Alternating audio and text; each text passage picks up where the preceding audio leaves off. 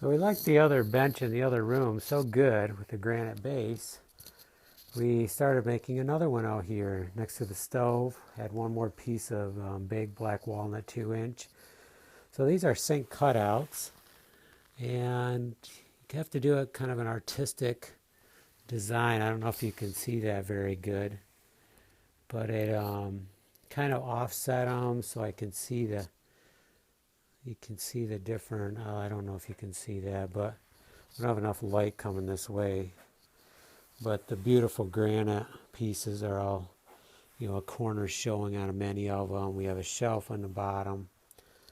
Makes it really cool, and it's very solid. And this is the basement's not 100% dry, so in the summer it's kind of damp down here, or at least moisture in the air, and wooden items will suck up that moisture, especially the closer they are to the ground or floor. So this really keeps everything up, and I think it's a real ideal kind of bench for this area. And you can see from a distance it looks really good with the stove and everything.